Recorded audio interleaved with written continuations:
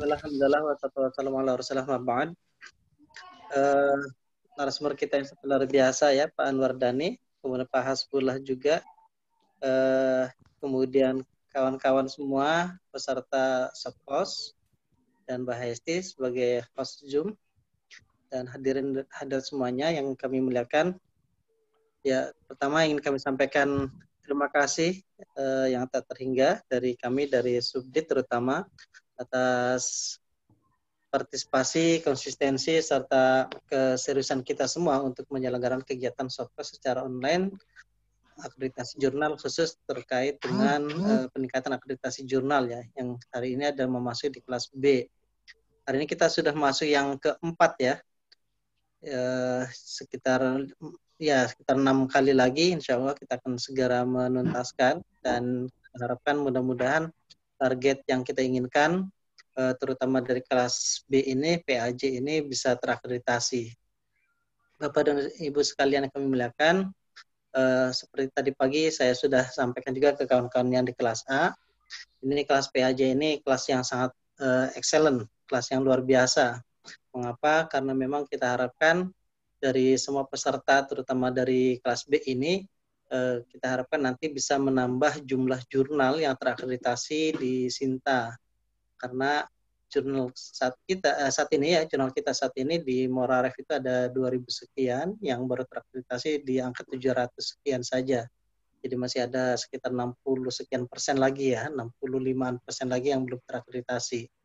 Nah, oleh karenanya kita ingin mendorong agar yang 20 jurnal di kelas B ini mudah-mudahan nanti bisa terakreditasi, bisa mensubmit, dan nanti bisa terakreditasi.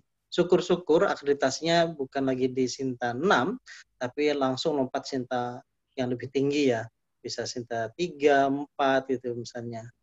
Nah, Bapak dan Ibu sekalian yang kami muliakan, tentu ini perlu keseriusan kita semua, perlu kerja bareng, kerjasama, dan juga kesabaran ya, terutama dari Bapak dan Ibu, para peserta, dan terutama lagi ini adalah para narasumber kita yang sangat luar biasa. Mohon Pak Anwar Dhani dibantu kita semua ini, dan terima kasih juga atas bantuan Pak Anwar, Pak Hasbullah, dan juga kawan-kawan yang lain yang sudah mendampingi kegiatan Sopos ini. Bapak dan Ibu yang kami muliakan, tadi pagi saya juga sudah menyampaikan Bapak dan Ibu ini adalah pahlawan di bidang jurnal. Kenapa? Karena Bapak dan Ibu inilah sesungguhnya orang yang telah mengikhlaskan dirinya untuk membantu banyak orang, termasuk juga pimpinan-pimpinan kita, termasuk juga di kami, pimpinan di kami juga sama, bahwa pimpinan-pimpinan kita juga ingin agar prodinya, ingin institusinya itu juga bisa terakreditasi yang baik. Maka salah satu instrumen dari akreditasi itu adalah baik akreditasi prodi ataupun institusi, itu tergantung dari akreditasi jurnal juga. Demikian juga kawan-kawan kita terutama yang mau naik angka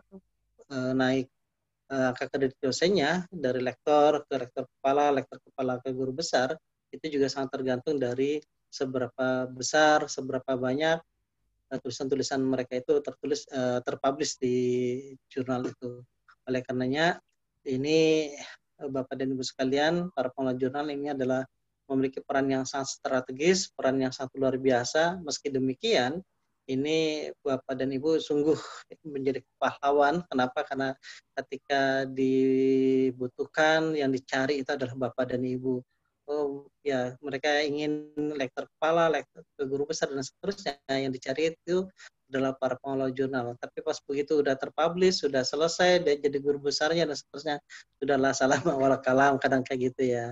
Jadi oleh karenanya ini adalah Bapak dan Ibu pahlawan-pahlawan yang sangat luar biasa, dan insya Allah lah nasib pahlawan itu adalah orang yang luar biasa, akan senantiasa dikenang, akan senantiasa dihormati, akan senantiasa dibutuhkan.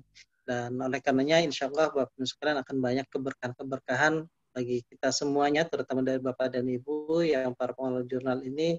Insya Allah mudah-mudahan menjadi orang-orang yang senantiasa bahagia. Ciri dari kebahagiaan itu adalah ketika kita mampu memberikan kemanfaatan, kita mampu memberikan berkontribusi untuk banyak orang. Di antaranya itu adalah melalui jurnal.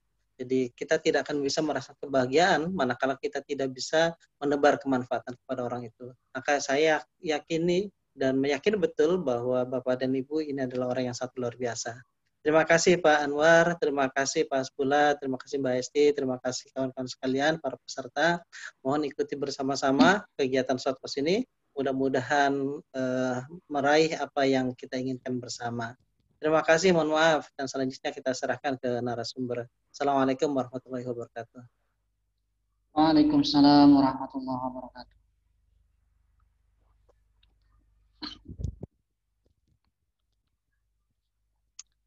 Baik, Assalamualaikum warahmatullahi wabarakatuh. Kedengaran ya? Halo? Ya, kedengaran Pak. Ya, kedengaran. Oke, saya langsung share screen karena kita ya sudah setengah 11 ini, dari molor setengah jam.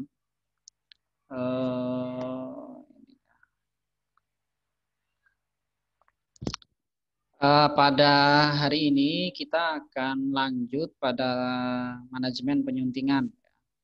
Kemarin saya sudah minta teman-teman untuk mengisi Google Form yang isinya adalah username dan password editor. Jadi kami ingin mengecek seperti apa proses manajemen yang dilakukan oleh teman-teman selama ini ya. Jadi kita akan betul-betul memverifikasi apakah proses penyuntingannya dilakukan secara baik dan benar. Tetapi memang dari 20 peserta itu hanya 15 yang menyetorkan sehingga yang 5 tidak bisa kita evaluasi ya. Jadi nanti kalau kemudian jurnalnya tidak muncul dalam proses evaluasi di akhir sesi ini ya berarti memang belum setor nama itu ya. Enggak apalah. Ada juga yang setor sampai terdouble ya. Kalau di data sih 18, tapi ada yang mengentry 2 kali sehingga ketika disisir kembali yang tersisa hanya 15. Ada juga yang mengirimkan username password tapi username sebagai author, jadi tidak bisa juga dipakai untuk mengecek. Yang kita minta adalah username dan password editor. Oke, ya begitulah kondisinya ya. Tapi ya ini sebagai percontohan saja bagi yang lain. Sebenarnya apa sih yang dinilai dalam proses akreditasi di bagian penyuntingan? Ini akan coba kita bahas pada kesempatan kali ini, termasuk kasus-kasus yang terjadi pada jurnal-jurnal peserta pada kelas B. Oke, kita mulai dari sini ya. Jadi penilaian kinerja. Jadi salah satu yang dinilai dan cukup tinggi poinnya di bagian manajemen itu adalah penilaian kinerja mitra bestari serta editor. Ya, jadi di situ ada 6 item yang digunakan untuk mengukur kinerja editor dan mitra bestari. 2 mitra bestari, lalu kemudian ada 2 juga dari sisi editor, lalu sisanya adalah petunjuk penulisan dan tata kelola ya dari manajemen jurnal ilmiah. Jadi yang pertama umpamanya kalau di panduan Arjuna kita bisa lihat untuk penilaian kinerja dimulai dari pelibatan mitra bestari. Itu kriterianya jelas sebenarnya. Jadi untuk bagian ini biasanya tidak subjektif ya, sangat objektif. Kenapa? Karena cara menghitungnya gampang. Jadi kalau mau dapat nilai tertinggi di pelibatan mitra bestari, maka kemudian setidaknya kita punya jumlah mitra bestari yang 50% dari total keseluruhannya itu adalah berkualifikasi internasional. Nah, kualifikasi internasional itu sederhana, memiliki publikasi di jurnal internasional bereputasi dalam 5 tahun terakhir minimal 1 publikasi sebagai penulis pertama. Kalau sebagai penulis kedua atau umpamanya kita punya mitra bestari jumlahnya 10, maka setidaknya lebih dari 5 orang mitra bestari tersebut memenuhi kriteria itu kalau mau dapat nilai 5. Bagaimana membuktikannya? Membuktikannya dengan mencantumkan link serta profil publikasinya. Kalau memang punya ID Scopus, ya masukkanlah ID Scopus di situ, disertai link ke profil di Scopus. Kalau memang punya publikasi di Web of Science, ya masukkan linknya yang menunjukkan profil orang tersebut di Web of Science. Jadi kalau jumlahnya itu di atas 50%, maka kemudian dinilai tertinggi 5. Kalau kurang dari itu ya berarti nilainya turun. Atau hanya melibatkan mitra bestari setempat nilainya 1. Atau bahkan tidak ada mitra bestarinya ya berarti 0. Nah, di beberapa kasus ada ya yang tidak melibatkan mitra bestari. Di beberapa jurnal teman-teman ini ada. Nanti kita bahas di akhir. Itu untuk pelibatan mitra bestari. Tetapi harus diingat di situ disebutkan melibatkan. Jadi melibatkan itu bukan mencantumkan ya. Jadi melibatkan itu memang ada bukti keterlibatan. Bentuknya adalah komentar. Diawali lewat penugasan, lalu kemudian komentar reviewer baik itu yang disampaikan langsung di sistem OJS atau menggunakan komentar pada file teks ya. Jadi kalau itu kemudian bisa dibuktikan, bisa dicek keberadaannya, maka nanti bisa masuk dalam kriteria tertinggi. Tetapi kalau hanya sekedar ya, kalau hanya sekedar mencantumkan nama tapi tidak ada penugasan, tidak ada proses review, ya tetap saja kemudian nilainya juga menjadi rendah. Karena ya kita juga tahu kadang-kadang ada jurnal yang mencatut nama orang, tidak ada penugasan, tidak ada kinerjanya, tidak ada bukti reviewnya, hanya mencantumkan nama reviewer sekian banyak dan cukup mentereng. Jadi ada ID Scopusnya, ada ID WOS-nya, tetapi kalau begitu dicek ke dalam, tidak ada kerjanya sama sekali. Nah, yang begitu juga tetap tidak dinilai sebagai melibatkan mitra bersari. Jadi melibatkan itu sebenarnya memang betul-betul terbukti ada keterlibatannya eh, dalam bentuk bukti review ya, bukti review. Yang kedua mutu penyuntingan. Nah, kalau yang tadi adalah pelibatannya, yang kedua itu adalah mutu penyuntingan. Jadi bagaimana kualitas komentar mitra bestari. Nah, nanti di belakang juga ada kasus-kasus ya, kita lihat nanti sama-sama. Jadi kalau mitra bestari itu hanya berkomentar sudah baik langsung saja terbitkan. Nah, yang begitu dianggap tidak memiliki kontribusi. Jadi masuk kategori nol, tidak baik, mitra bestari tidak nyata dampak kinerjanya. Tapi kalau kemudian mitra bestari itu memiliki komentar secara selektif, lalu kemudian di bagian-bagian yang sangat urgen dia beri komentar, dan berkomentarnya itu secara substansi, maka biasanya bisa dinilai pada nilai tertinggi di 2. Tapi kalau hanya sekedar memberi catatan ini rata kiri, rata kanan, harusnya koma, sebaiknya paragrafnya dipisah, itu mungkin nilainya paling tinggi hanya diberi 1, karena itu sebenarnya wilayah editor. Nah, nanti setelah ini kita bicara di mana sih pembagian wilayah kerja antara editor dengan reviewer. Selanjutnya untuk editor ya, kualifikasi Dewan Penyunting, kriterianya juga sama dengan mitra bestari. Jadi kalau di atas 50% itu nilainya tertinggi, kurang dari 50% ya di tengah, lalu kemudian kalau belum berpengalaman nilainya 1. Untuk petunjuk penulisan ini terkait dengan author guideline serta template. Kalau ada author guideline, ada template, maka kemudian nanti lengkap dapat nilai tertinggi. Kalau hanya ada author guideline, tidak ada template, maka nilainya bisa jadi turun menjadi 1. Nah, untuk kualitas penyuntingan itu yang dinilai, kalau editor itu dinilainya berdasarkan konsistensi editing ya. Jadi yang disebut konsistensi itu sebenarnya bukan hanya soal sekarang terbit 6, lalu edisi berikutnya terbit 5 atau terbit 6 terus ya, atau naik turun, bukan itu sebenarnya yang masuk dalam kualifikasi konsistensi. Jadi konsistensi itu terkait bagaimana kita menjaga stabilitas, keajekan, standarisasi, kualitas artikel yang kita publikasi ya. Jadi yang paling gampang itu begini, standarisasi teknik penulisan, referensi. Jadi itu yang paling gampang dicek sebenarnya untuk memastikan konsistensi. Lalu juga konsistensi pembaban. Kalau terkait konsistensi keberadaan secara substansi, umpamanya novelty, itu nanti biar dibahas di kelas berikutnya ya, di bagian substansi. Nah, untuk yang di manajemen, yang sangat teknis itu ya terkait pembaban, lalu kemudian layout, keberadaan judul sirahan, itu ya.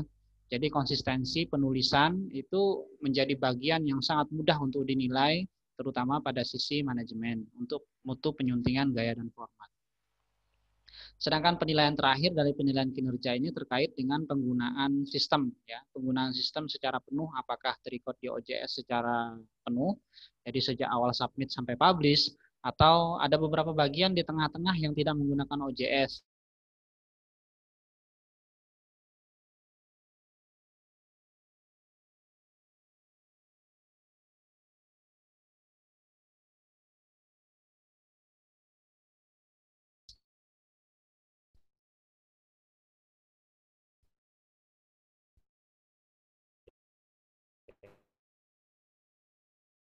Jadi email diunggah oleh editor sehingga tercatat itu diunggah oleh editor pada hari yang sama umpamanya. Itu nanti masuk pada kriteria kedua. Masuknya menggunakan penyuntingan secara kombinasi.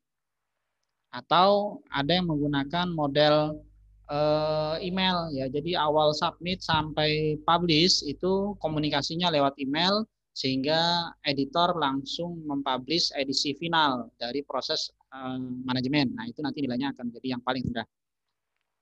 Itu gambaran umum ya bagaimana proses penilaian kinerja pengelolaan jurnal di akreditasi. Nah, kita lanjutkan pada wilayah kerja. Jadi di mana sebenarnya perbedaan antara mitra bestari dengan editor? Nah, mitra bestari itu bekerjanya di wilayah substansi. Mereka melakukan proses review artikel. Jadi penilaian serta memberikan masukan untuk perbaikan kualitas artikel dari sisi substansi. Sedangkan editor itu wilayah kerjanya adalah gaya dan format. Jadi terkait bagaimana struktur artikel ya. Jadi tidak terkait isinya, umpamanya apakah di bagian pendahuluan itu harus ada kajian terdahulu umpamanya. Atau kajian terdahulunya menjadi bagian tersendiri setelah bagian pendahuluan. Apakah metodologi itu bagian dari pendahuluan atau dia menjadi subbab tersendiri? Nah, itu bagian dari gaya dan format ya. Itu bagian dari gaya selingkung. Itu wilayah kerja editor. Makanya kemudian kerja editor itu mengedit sebenarnya sesuai dengan namanya. Jadi mengedit artikel. Jadi itu wilayah kerjanya. Jangan sampai kemudian editor masuk ke wilayah substansi atau mitra bestari masuk ke wilayah editing. Jadi makanya kemudian kalau ada mitra bestari berkomentar hanya soal titik, koma, rata kiri, rata kanan, miring, tebal, lalu paragraf, itu sebenarnya wilayah kerjanya editor, bukan wilayah kerja mitra bestari. Oleh karena itu memang sebaiknya editor itu sejak awal pada saat mengontak mitra bestari itu mengingatkan bahwa wilayah kerja Anda di sini. Yang ngasih tahu lah, karena tidak semua mitra bestari itu juga paham sebenarnya apa yang harus dilakukan.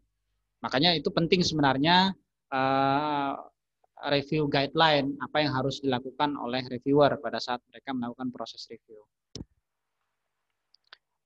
Tapi ya kalau reviewernya sudah berpengalaman harusnya sudah paham apa yang harus dilakukan, di mana dia harus mereview, bagaimana memberikan komentar. Oke, kita masuk ke pola kerja. Nah ini teman-teman mungkin sering melihat ini ya pada saat membuka About OJS itu muncul ya. Jadi ini sebenarnya alur kerja OJS secara lengkap dari proses submit sampai kemudian publish sampai proses diseminasi ya di indeksasi. Jadi itu dari awal sampai akhir. Tetapi saya bikin format yang lebih sederhana ya. Sebenarnya yang dibutuhkan terutama untuk proses akreditasi itu hanya 7 langkah. Jadi kalau melihat ke flowchart atau workflow yang dibuat oleh OJS itu sangat rigid dan sangat panjang prosesnya. Jadi kalau kita bandingkan ya, jadi dari sini itu sekian langkah, tapi sebenarnya yang dibutuhkan itu hanya 7 langkah untuk memenuhi standar akreditasi ya. Setidaknya itu kalau kita menggunakan satu artikel itu direview oleh satu orang dan prosesnya hanya 1 kali. Tetapi kalau mau lebih optimal sebenarnya prosesnya harus diulang ya. Ya harus diulang terutama di bagian di mana dibutuhkan proses pendalaman ya. Jadi contohnya ada naskah masuk ke editor, menurut editor sudah cukup layak, lalu kemudian dikirimkan ke reviewer, reviewer kemudian memberikan masukan, lalu penulis melakukan revisi. Nah, kalau kemudian editor merasa revisi tersebut sudah cukup sesuai dengan masukan reviewer, maka bisa lanjut ke tahap editing. Tetapi jika kemudian oleh editor itu dianggap masih perlu proses penilaian lebih lanjut, maka prosesnya berulang. Dalam arti kemudian editor menugaskan kembali kepada reviewer untuk masuk kepada stage kedua untuk melakukan proses review terhadap hasil revisi yang sudah dilakukan oleh penulis. Nah, itu maka kemudian prosesnya jadi lebih panjang. Tetapi setidaknya untuk 1 kali proses lengkap itu butuh 7 tahapan. Jadi dari saat penulis mengirim draft artikel, lalu kemudian editor menilai artikel. Jika kemudian dianggap sudah sesuai dengan fokus and scope, gaya selingkung sudah benar, similarity sudah masuk, maka itu bisa masuk ke tahap ketiga, yaitu mengirimkan naskah kepada reviewer untuk direview, untuk diberikan penilaian. Hasil penilaian tersebut sebenarnya balik ke editor dulu. Ya, tetapi bisa juga langsung dikirimkan kepada penulis. Jika kemudian editor tidak mau ribet-ribet untuk memeriksa sebenarnya apa yang disampaikan oleh reviewer di dalam draft artikel tersebut. Tetapi setidaknya editor itu mengecek sebenarnya. Ini rekomendasinya apa? Rekomendasi reviewer ini tolakkah, revisikah, atau terimakah, atau gimana ya, itu dicek dulu. Jika kemudian memang diminta untuk merevisi, maka kemudian naskah tersebut yang sudah diberi komentar oleh reviewer itu dikirimkan kepada para penulis untuk dilakukan proses revisi. Hasil revisinya kemudian disampaikan kepada editor. Jika dianggap sudah layak oleh editor, maka masuk pada proses copy edit. Nah, apa yang dilakukan dalam proses copy edit? Proses copy edit itu sebenarnya proses penghalusan ya. Jadi naskah yang sudah dianggap sudah cukup layak pada kriteria minimal dari sisi substansi dan penyuntingan dasar itu kemudian diperhalus lagi oleh editor. Bisa jadi ada penambahan beberapa kata, penghalusan dari sisi bahasa, ya, abstraknya yang terlalu panjang dipendekin, judulnya mungkin bisa berubah, ada penambahan kata atau penggantian kata, itu sudah wilayah proses copy edit, ya. Jadi editor yang kemudian melakukan proses editing tersebut. Tetapi pada tahap itu sebenarnya penulis sudah tahu bahwa setidaknya artikel dia sudah diterima secara keredaksian untuk kemudian nanti diterbitkan setelah proses copy edit selesai. Lalu diakhiri dengan proses publish. Nah, itu kan alur kerja yang seharusnya setidaknya minimal ya. Itu saya memberi kata minimal karena kadang-kadang ya ada yang lebih minim lagi sebenarnya. Jadi kadang-kadang ada penulis submit lalu tiba-tiba langsung jadi publish, tidak ada reviewernya, tidak ada proses editingnya, lalu tiba-tiba menjadi PDF saja. Ada yang begitu dan itu lebih minimal lagi ya. Kalau untuk proses akreditasi sebenarnya 7 step ini sudah mencukupi untuk masuk dalam kriteria ada proses penilaian, proses revisi dari sebuah artikel yang dipublikasi pada jurnal yang kita miliki. Nah, kita bahas lebih detail ya. Tadi sudah dibahas sedikit tentang pelibatan mitra bestari. Tadi sudah disinggung. Di sini ada kata kunci perhatikan kuantitas, kualitas, dan diversitas serta amal. Apa itu amal? Amal itu ya catatan record kerja dari mitra bestari di sistem. Jadi gampang sebenarnya. Jadi artikel yang sudah publish itu bisa langsung dicek sebenarnya ada nggak reviewernya. Itu satu. Kalau sudah ada reviewernya, lanjut apa yang dikomentari oleh reviewernya. Jadi dua hal itu. Kalau kemudian komentarnya normatif sekali, ya sudah lewat saja. Berarti nilainya tidak terlalu baik. Tapi kalau kemudian dia berkomentar sangat licik, sangat detail, dan fokus pada substansi perbaikannya, maka kemudian nilainya bisa menjadi maksimal di 5. Ini pelibatan mitra bestari. Untuk penyuntingan substansi, itu juga yang dinilai amalnya tadi. Pastikan ada hasil reviewnya, lalu jika terlanjur quick submit, bisa disusulkan. Ya, nanti ada tutorial bagaimana melakukan proses rekonstruksi. Karena setidaknya nanti nilainya tidak hanya 0, ya, tidak hanya 0, tapi bisa naik ke 1. Jika kemudian sudah terlanjur kita melakukan proses menggunakan quick submit, sebenarnya masih bisa disusulkan. Jadi hasil reviewnya bisa disusulkan. Untuk kualifikasi Dewan Penyunting, tadi sudah disinggung di awal sekali, di situ juga ada penilaian berdasarkan amalnya. Jadi ada editor yang sejak awal terdaftar di OJS itu tidak pernah mendapatkan penugasan. Dan harus diingat ya, editor in chief itu pada hakikatnya editor bukan reviewer ya. Kadang-kadang ada jurnal karena orang itu memiliki track record yang baik sebagai penulis, maka dia ditaruh sebagai editor in chief untuk dia editor. Tetapi di rule OJS orang tersebut dipasang sebagai reviewer. Nah, itu kebalik. Harusnya ya kalau dia disebut sebagai editor ya editor saja. Kalau sebagai reviewer ya reviewer saja. Tidak boleh kemudian menyeberang antara satu wilayah kerja ke wilayah kerja yang lain. Kenapa begitu? Karena sebenarnya mitra bestari itu bukan editor. Mitra bestari itu orang tidak tetap, tetapi dia expert pada bidang keilmuan tersebut. Dia bukan bagian dari pengelola jurnal tersebut, tapi hanya diminta bantuan untuk kemudian memberikan masukan kepada para editor. Makanya kemudian harus terpisah antara mitra bestari dengan editor. Di rule sistem OJS-nya juga terpisah, tidak boleh ada yang double. Kalau autor dengan mitra bestari boleh, editor dengan autor masih boleh. Tetapi editor dengan mitra bestari pada satu jurnal, pada orang yang sama, itu tidak boleh. Karena nanti akan memunculkan konflik of interest. Jangan-jangan nanti karena dia menjadi editor di situ, lalu kemudian menjadi reviewer di situ, maka kemudian hasil reviewnya juga terpengaruhi karena dia menjadi editor di situ. Itu ya. Jadi memang harus dipisah antara mitra bestari dengan dewan editor. Untuk petunjuk penulisan, pastikan author guideline dan template ada. Dua-duanya ada, ya itu kan gampang sebenarnya. Tetapi juga dalam pengecekan ada kasus-kasus ya. Jadi ada author guideline yang under construction. Itu kan aneh sekali sebenarnya. Nanti kita perlihatkan ya. Saya sudah cek di yang sudah mensubmit sebanyak 15 jurnal itu ada beberapa yang author guideline-nya itu tidak jelas isinya. Apa beda template dengan author guideline? Jadi author guideline itu lebih pada sisi substansi. Jadi mengatur tentang substansi author guideline. Jadi author guideline itu mengatur umpamanya judul harus berisi variabel utama dari apa yang dibahas. Jadi itu.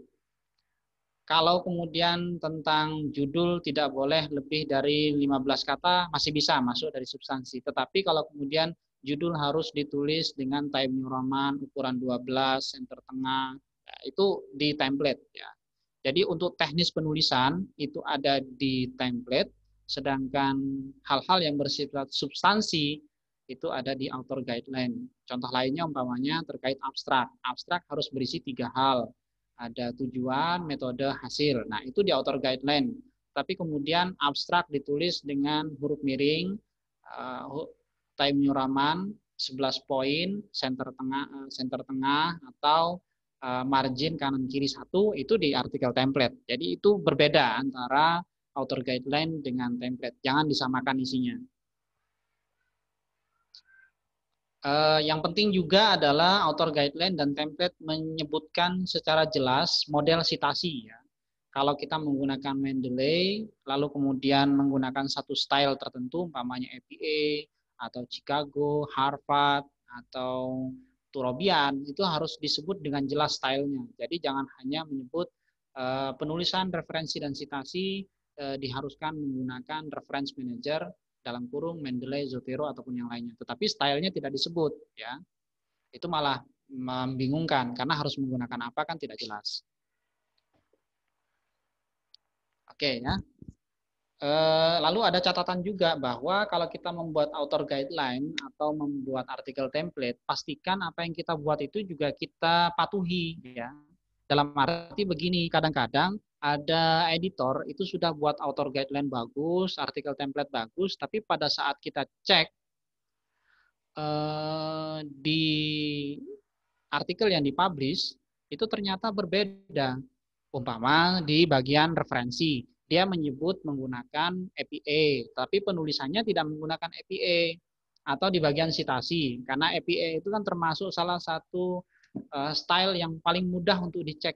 Jadi kalau dia menggunakan APA, maka kan ciri khasnya dalam kurung satu kata, nama penulis hanya satu kata. Jadi kalau kemudian ada 2 kata, itu berarti sudah keliru sebenarnya, sudah menyalahi format APA. Setelah satu kata, biasanya last name itu yang muncul. Jadi kalau lebih dari satu kata, maka patut dipertanyakan ini pakai Mendeley atau tidak.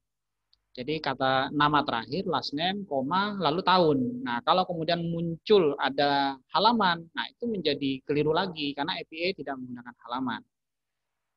Jadi cara mengeceknya gampang sebenarnya kalau di bagian referensi ya ataupun sitasi. Pada titik itu sebenarnya editor dituntut untuk betul-betul paham, jeli, dan ingat ya pada hal-hal yang bersifat krusial, hal-hal yang mudah dilihat, mudah dinilai, terutama dalam proses akreditasi. Tetapi begini ya, kadang-kadang kan orang baru ditunjuk menjadi editor. Nah, ini juga tidak enaknya kalau baru ditunjuk itu kita tidak paham secara detail sebenarnya jurnal ini dulunya dijalankan dengan cara apa, dengan gaya apa. Kadang-kadang kemudian itu menyebabkan kualitas editing editor menjadi menurun karena mereka tidak paham. Nanti kita perlihatkan ya contoh-contoh apa kekeliruan yang muncul dalam proses editing editor di jurnal-jurnal yang sudah ada di kelas ini. Oke.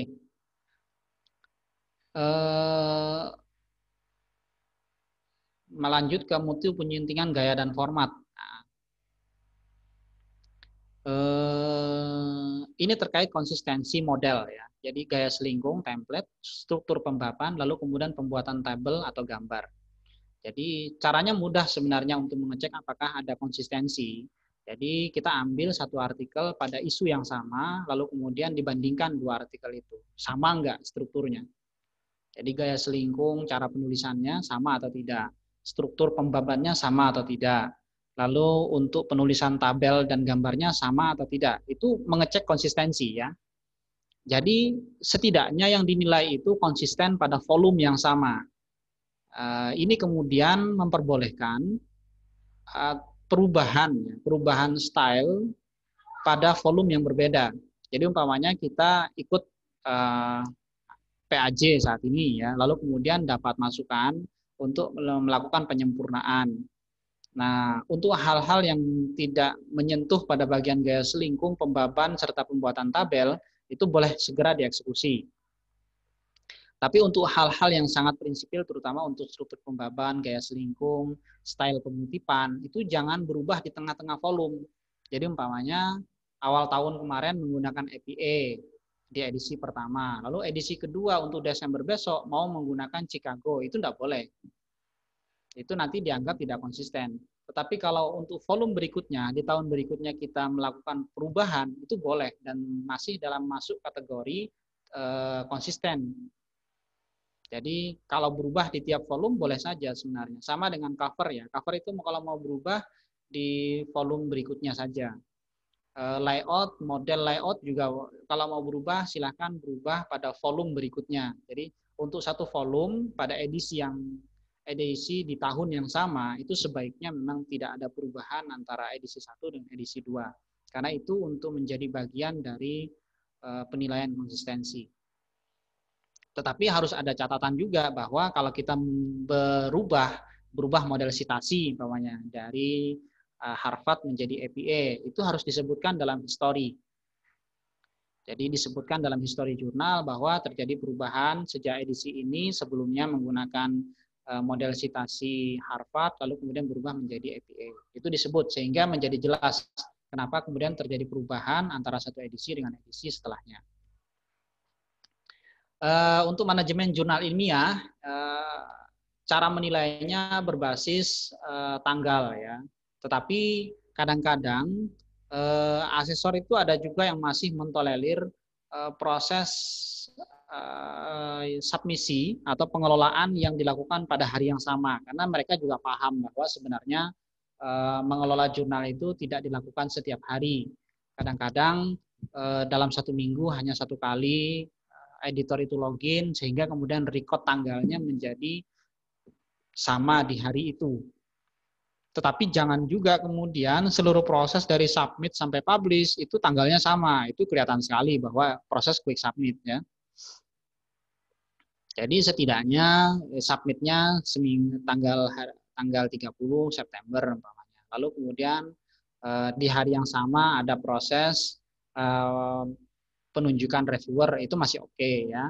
Lalu kemudian proses reviewnya dilaksanakan pada hari itu juga oke masih. Tetapi revisinya itu masa di hari itu juga kan aneh sebenarnya. Setidaknya seminggu lagi. Jadi jangan dikerjakan pada hari yang sama. Sehingga kemudian record history di OJS juga terlihat menjadi lebih wajar. Oke, bagi yang sudah terlanjur ya, sudah terlanjur quick submit, ini ada langkah-langkah untuk melakukan proses rekonstruksi. Rekonstruksi itu begini, jadi ini istilahnya seperti jamak takhir ya. Jadi sudah terlanjur terjadi, sudah terpublish, maka kemudian kita menyusulkan. Apa yang disusulkan? Yang perlu disusulkan sebenarnya dua hal ya. Yang perlu disusulkan itu adalah hasil review dan hasil revisi, dua itu. Jadi hasil reviewnya yang diunggah. Ini juga bisa dilakukan untuk back issue. Jadi artikel-artikel yang sudah terbit secara luring, terbit secara cetak, itu kalau kemudian mau dimasukkan dalam proses akreditasi sebagai bagian dari yang diakreditasi, silakan dimasukkan sebagai back issue, lalu kemudian bukti reviewnya itu bisa diunggah. Sehingga nanti terlihat bahwa ada proses review sebenarnya, walaupun kemudian di tanggal yang sama. Tetapi nanti nilainya memang tidak akan naik pada menggunakan manajemen penyuntingan secara daring penuh. Nanti masuknya di yang kedua, jadi penyuntingan secara kombinasi daring dan surat elektronik. Ini nanti bisa dipraktekkan. Ini ada video tutorial dari Kang Busro terkait bagaimana melakukan proses rekonstruksi bukti review ya.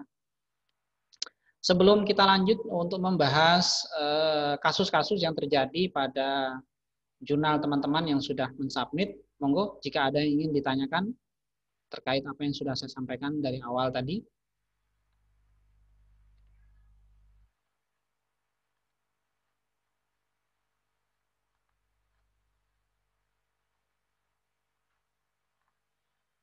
Silakan.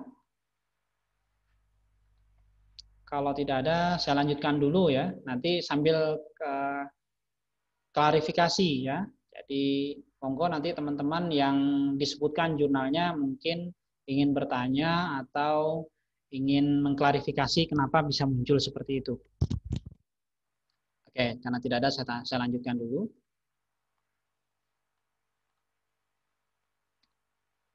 Arisalah. Nah, kita mulai dari Arisalah. Arisalah hadir? Hadir, Pak. Hadir ya, oke. Ya. Tadi saya ngecek, Arisalah, jumlah mitra bestari 8. Kualitas mitra bestari, ini karena username passwordnya tidak sepertinya keliru yang diberikan, sehingga tidak bisa digunakan untuk login. Sehingga tidak bisa juga untuk mengecek kinerja mitra bestari. Ya. Arisalah tidak bisa dicek. Tapi bisa dilihat dari luar ya, dari luar bisa dicek jumlahnya berapa. Tapi bagaimana kinerjanya tidak bisa dicek di dalam. Itu juga tidak bisa kita cek untuk menghitung kualitas mitra bestari. Nah, kualitas mitra bestari itu dihitung dari dua, yang pencantuman profilnya serta penugasannya. Ada nggak penugasannya di dalam? Itu kita nggak bisa ngecek kalau tidak bisa login. Artikel template, author guideline dan template oke, lengkap. Nah, untuk konsistensi itu ada catatan. Tidak konsisten antara referensi artikel dengan author guideline. Lalu juga tidak konsisten pembaban antara artikel. Nah, setelah ini kita lihat ya. Untuk manajemen terbitan tidak bisa login sehingga tidak ketahuan. Jadi ini contoh ya. Contoh inkonsistensi jurnal ini dalam proses pembaban. Nah, ini ada dua artikel pada isu yang sama. Di artikel yang pertama itu pakai satu pendahuluan, dua sejarah hermeneutik. Tapi di artikel yang lain pada isu yang sama, pendahuluan itu pakai A. Ini simpel ya, sederhana sebenarnya dari 1 ke A. Tapi itu terlihat sekali bahwa beda antara satu artikel dengan artikel yang lain. Ini terkait konsistensi pembaban, ya. Lalu konsisten antara referensi artikel dengan author guideline. Di referensinya berbeda dengan yang dituliskan di author guideline. Nah, nanti bisa dicek ya. Saya lanjutkan dulu. JCE hadir? Terima kasih, Pak. Ya, pengelola JCE? Hadir ya, JCE. Jumlah mitra bestari 16. Kualitasnya rata-rata nasional, tetapi ketika dicek kinerjanya tidak ada yang kerja. Jadi tidak ada penugasan satupun kepada reviewer. Jadi tidak ada proses reviewnya. Iya, Pak. Ya, jadi jumlah editor 15 untuk editornya. Dari sisi kualitas rata-rata nasional, jadi tidak ada yang punya Ediscopus atau WOS. Untuk kinerja editor itu numpuk di satu orang. Jadi penugasan editor itu hanya ada di satu orang, padahal editornya ada 15 orang. Jadi 15-nya, 14-nya itu dianggap nggak kerja, Mas. Jadi harusnya itu dibagi rata. Jadi ketika add editor atau assign editor itu setidaknya itu dibagi rata, kelihatan ya. Semuanya kebagian. Entah itu bernama editor in chief, managing editor, itu hakikatnya sebenarnya sama, yaitu semua adalah editor. Author guideline oke, konsistensi editing oke, untuk manajemen terbitan, reviewer tidak ditugaskan dan tidak ada bukti proses review. Jadi ini seperti ini ya, ngeceknya sederhana sebenarnya. Jadi karena ini OJS 2, itu kita bisa lihat di peer review-nya itu round satunya kosong. Lalu di artikel yang lain juga ini kosong. Lalu kita bisa lihat di sini accept submission, jadi tidak ada. Ya, jadi author versionnya tidak ada, langsung menjadi review versionnya ada, tapi PDF, tapi author versionnya tidak ada. Jadi tidak pernah ada proses revisi dari penulis. Saya sih membayangkan ini bisa jadi ada proses revisi tetapi dilakukan via email atau tidak ada revisinya memang. Jadi yang memperbaiki dan membuat artikelnya bagus itu ya editor. Nah, yang begini nilainya pasti rendah nanti karena tidak ada keterlibatan mitra bestari. Oke. Lantanida. Ada Lantanida?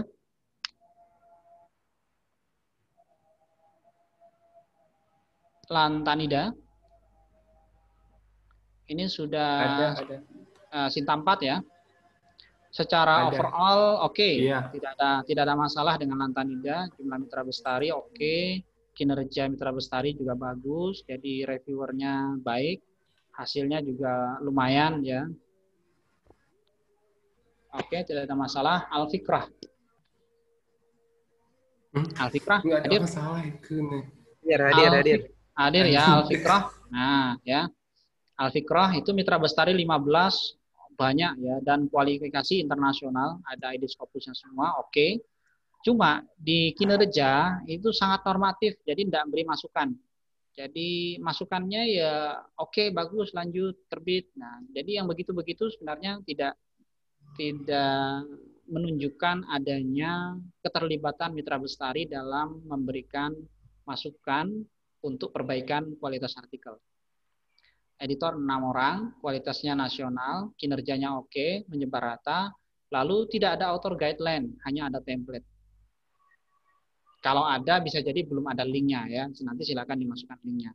Ya, saya coba cari-cari, tidak ketemu author guideline-nya. Untuk konsistensi editing ini masih kurang konsisten dalam proses editing ya, seperti begini ya. Ini komentar reviewer yang sangat menyejukkan, istilah saya gitu. Jadi ini ya, jadi komentarnya itu, ini komentarnya. Nah, ini komentarnya ya, sudah baik dan layak diterbitkan. Nah, ya, jadi komentar begitu tidak membantu editor sebenarnya. Apakah benar artikel itu sudah baik, tidak ada kurangnya sedikit pun? Masa sih? Nah, bisa jadi ini karena editornya, mitra bestarinya tidak sempat baca, lalu kemudian tidak sempat memberikan masukan dengan baik, lalu kemudian yang muncul hanya komentar begitu. Ada juga ini artikel yang sama, kalau tidak salah ini artikel yang sama, tapi karena memang reviewernya ada 2, ini di artikel ini semua mitra bestari berkomentar. Yang pertama ini berkomentar sudah baik dan layak diterbitkan. Mitra bestari yang kedua tidak beri komentar apapun, hanya langsung rekomendasi terima naskah. Nah, yang begini biasanya dinilai sangat rendah karena tidak memberikan kontribusi terhadap perbaikan artikel. Lalu di mana kemudian inkonsistensi yang saya sebut tadi, ini terlihatnya di sini ya. Jadi abstraknya itu jomplang antara satu artikel dengan artikel yang lain. Satu artikel itu kemudian hanya sekian, mungkin di bawah 200 kata, tetapi ada abstrak di edisi yang sama, di artikel yang berbeda, itu panjang sekali. Sampai lebih dari satu screen laptop itu jadi panjang ke bawah. Jadi terlihat inkonsistensi dari 2 ini ya. Ini baru dari luarnya aja kelihatan sudah tidak konsisten antara satu artikel dengan artikel yang lain. Nah, Axiom. Jurnal Axiom hadir? Halo, Axiom? Kalau tidak ada, saya langsung bahas ini. Jumlah artikelnya oke, jumlah mitra bestarinya banyak, oke. Kualitasnya internasional. Ya, jadi ada ID Scopusnya semua. Tapi untuk kinerja sama dengan yang tadi, dengan Arisalah. Normatif ya, masukannya sangat normatif. Jumlah editor 6, kinerja editor tidak merata.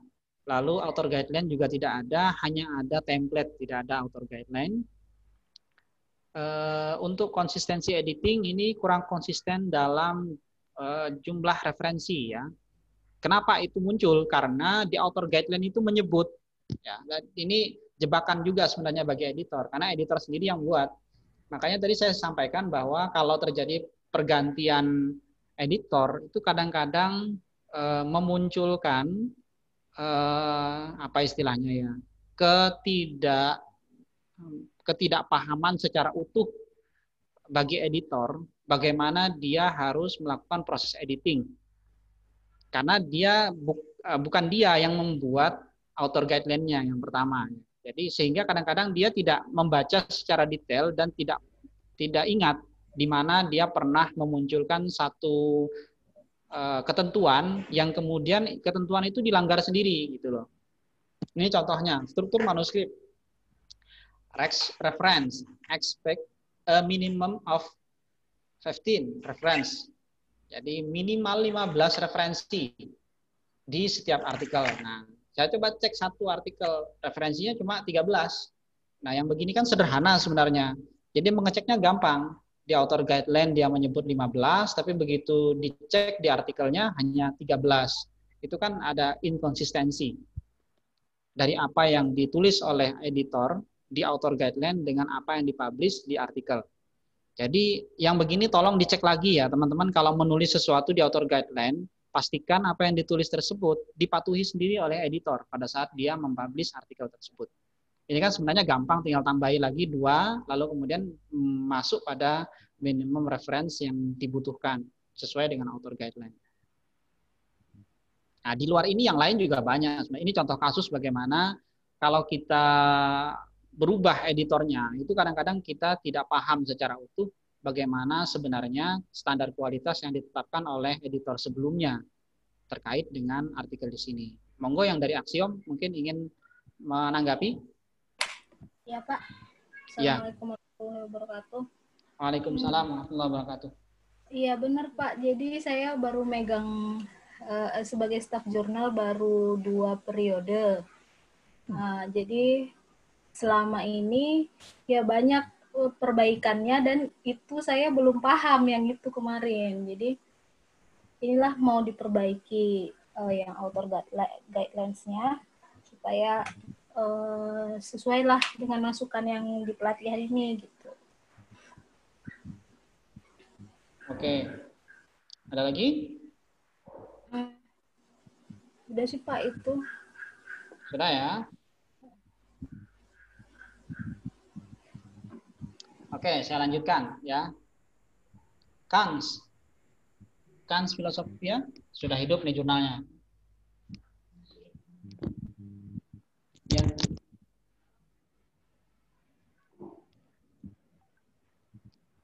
Sebentar ya. Saya lewat sebentar. Ini ada sebentar, paling nggak nyampe 5 menit.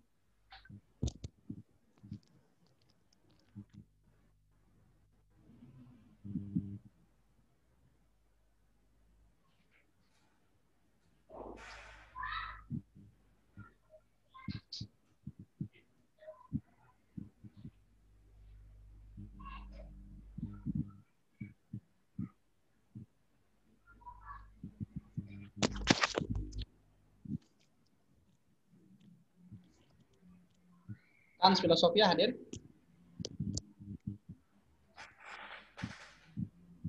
Halo, Kans? Catatannya tidak ada template, belum ada template ya? Hadir. Ya. Untuk mitra bestarinya campur, ada internasional dan nasional. Ya, yang perlu dilengkapi adalah template, author guideline sudah ada. Iya. Lalu untuk konsistensi editing itu di bagian referensi masih perlu diperketat lagi untuk proses editingnya ya, di bagian referensi. Jadi di sini ya terlihat itu di referensi penulisan nama itu beda format antara satu referensi dengan referensi yang lain. Ini contoh ya. Jadi di satu artikel itu katanya tidak ada yang disingkat. Kalaupun ada yang disingkat itu tidak semuanya disingkat. Seperti ini, Abimbola, kola ya. Tetapi di artikel yang lain itu disingkat semua hanya satu kata. Jadi al atas, SMN, Bagir, H, Bagir, H. Ya, itu inkonsisten. Ya, itu silakan diperbaiki lagi di edisi berikutnya sehingga menjadi lebih konsisten. Bisa Baik, jadi Pak. ini mengindikasikan tidak menggunakan reference manager. Walaupun sudah menggunakan reference manager, bisa jadi metadatanya harus diperbaiki. Karena kadang-kadang reference manager juga kalau kita mengimpor data secara langsung, itu kadang-kadang error juga. Mendeley, umpamanya kita menggunakan web importer.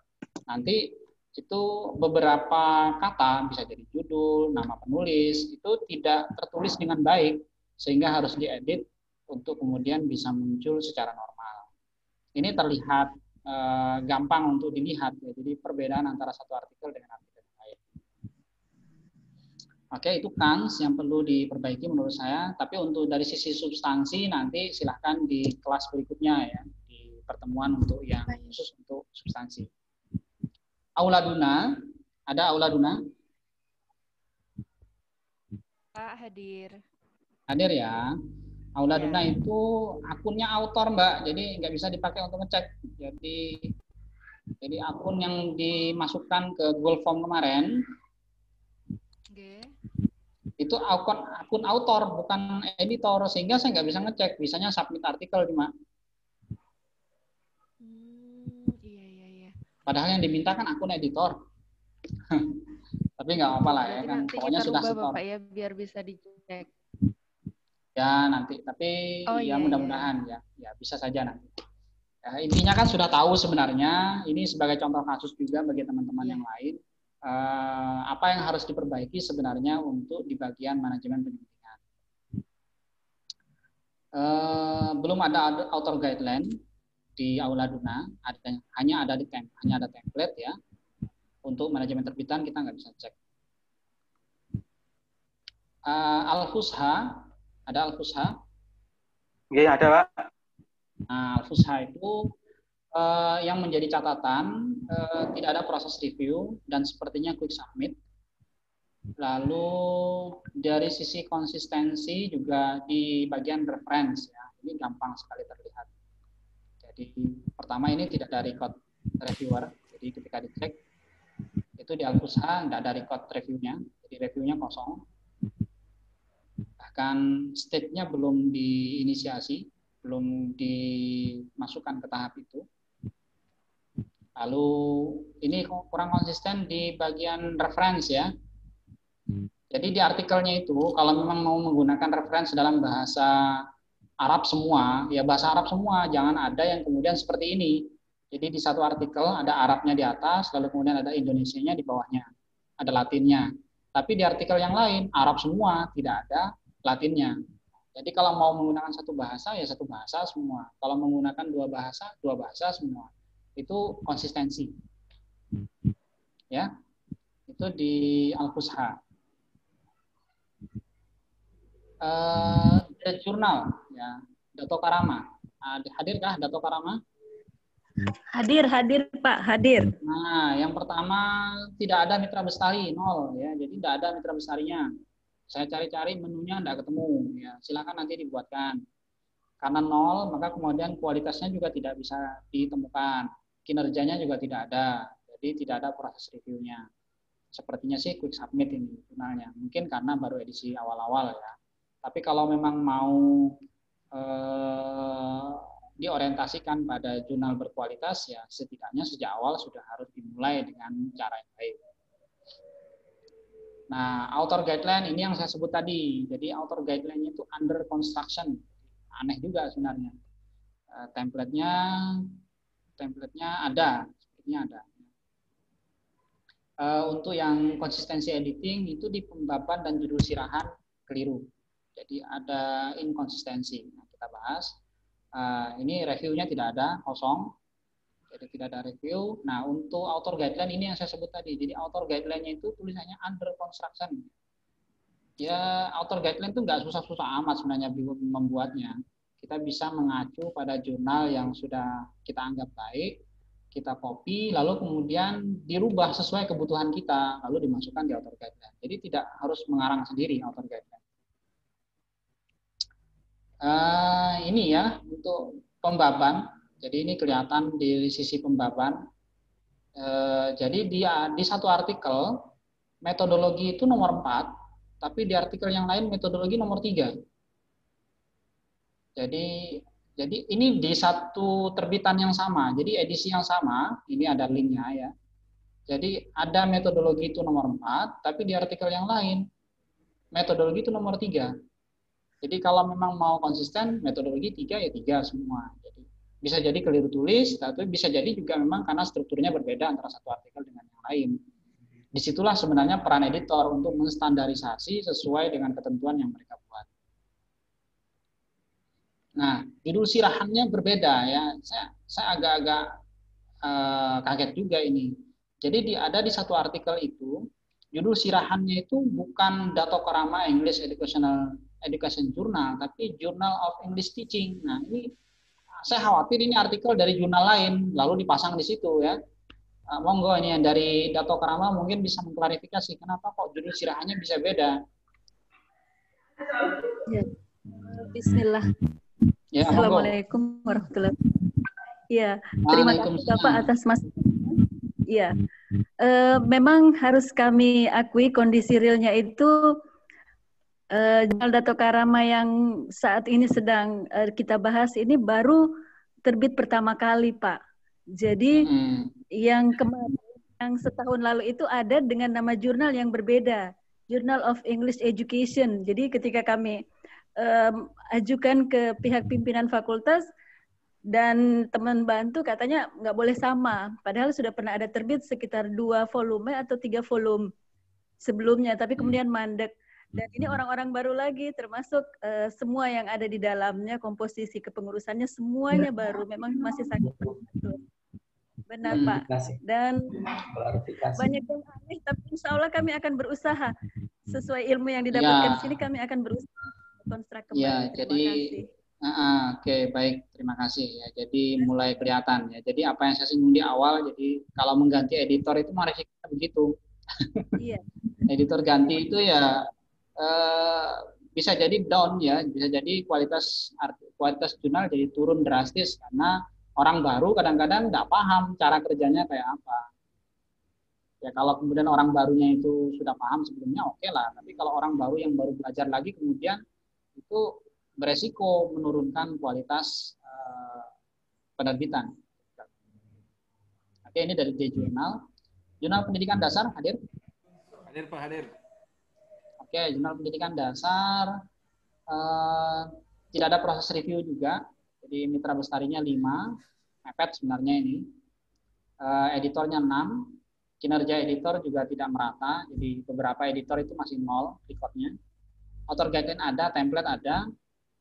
Untuk konsistensi di editing ya, editing kurang. Sisi pembaban ya, jadi sisi pembaban yang seperti apa? Nah ini kita lihat ya. Dari review tidak ada, ini kita sudah cek tidak ada reviewnya.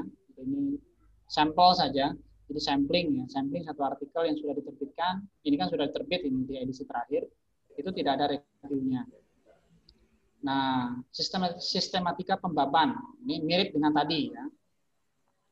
Jadi ada satu artikel itu 3 titik hasil dan pembahasan, lalu kemudian langsung isinya hasil dan pembahasan secara langsung. Tetapi di artikel yang berbeda pada edisi yang sama itu 3 titik hasil dan pembahasan, 3 titik hasil pembahasan. Jadi ada subbabnya hasil dan pembahasan itu. Sedangkan di artikel yang lain tidak ada subbabnya, langsung 3 hasil pembahasan dan langsung isinya. Nah, yang begini distandarisasi ya. Jadi besok-besok diperbaiki kalau memang mau menggunakan subbab lagi di bawah hasil dan pembahasan, ya semuanya model itu. Tapi kalau kemudian menggunakan model yang pertama tanpa subbab lagi, ya monggo menggunakan seperti itu di semua artikel. Oke, Al-Qanuni.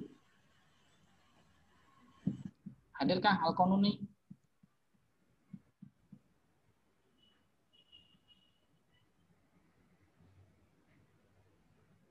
Al-Qanuni hadirkah? Kalau tidak ada, saya lanjut ya, saya bahas. Jumlah mitra besarnya 5, ngepres.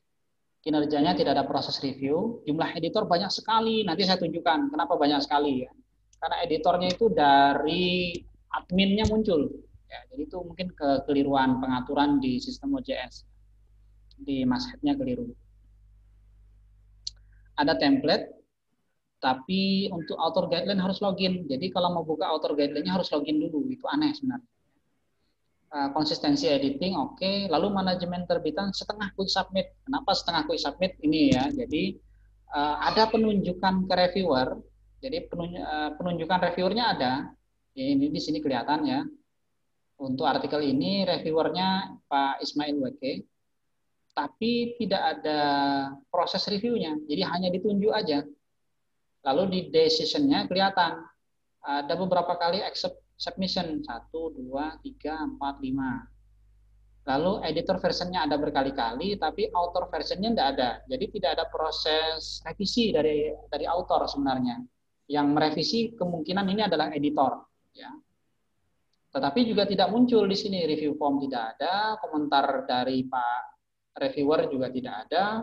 Makanya tadi saya sebut setengah quick submit. Jadi ada reviewnya tapi tidak direview. Itu ya untuk Al-Qanuni. Terkait kenapa banyak sekalinya, ini coba saya bukakan ya kenapa saya sebut banyak sekali. Itu Al-Qanuni. Nah, coba saya buka.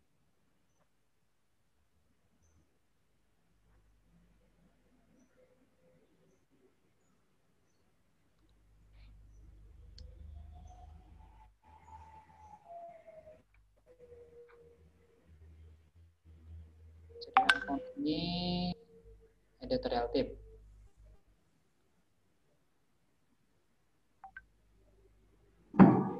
Bisa dilihat oleh teman-teman? Halo?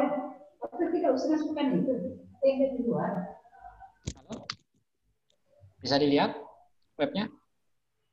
Atau masih PPT-nya yang muncul? Masih PPT, Pak. Masih PPT ya, sebentar.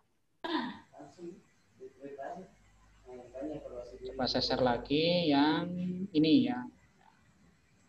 Nah ini ya.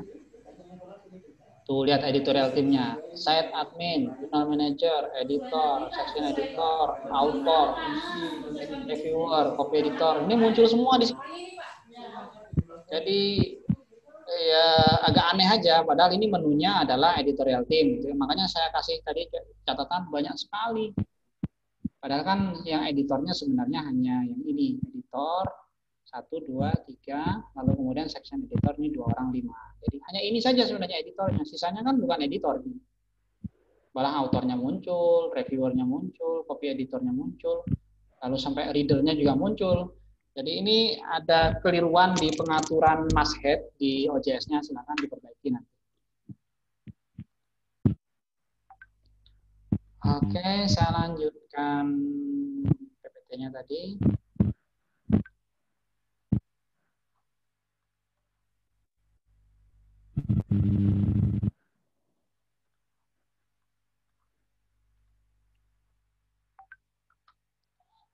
Oke, yang Al-Musawa, hadirkah Al-Musawa? Hadir Pak, hadir. Oke, Al-Musawa itu mitra bestari, tidak ditemukan menunya. Jadi silakan nanti dicari, dibuatkan ya. Kalau memang belum ada mitra bestarinya ya berarti ditambahkan. Sehingga kemudian kinerjanya juga tidak bisa dihitung, kualitasnya juga tidak bisa dicek. tidak bisa login juga, jadi username passwordnya keliru sepertinya Al-Musawa. Jumlahnya, makanya kemudian ngeceknya dari luar ya. Jumlah editornya 9, lalu ini ada catatan khusus, ada template, tapi author guideline-nya punya milik jurnal lain. Jadi ini balik lagi ke yang tadi ya, jadi kadang-kadang kalau editor ganti, kita menjadi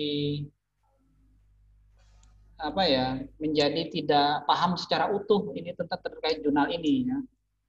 Ini kita cek di sini, kita lihat kenapa saya sebut author guideline milik jurnal lain. Nah ini ya, ini kan Musawa, tapi di author guideline-nya itu ada nama jurnal lain ini. Artikel dapat langsung disubmit ke alamat website Pedagogia. Padahal linknya itu punyanya Musawa bener, tapi alamat websitenya punyanya orang ini. Jadi ada nama jurnal lain. Kalau ngopi dari jurnal lain oke sih, enggak masalah. Ya. Tapi diperhatikan itu sampai detail. Ada nggak nama jurnal lain yang selain nama Musawa? Ini kan kelihatan sekali.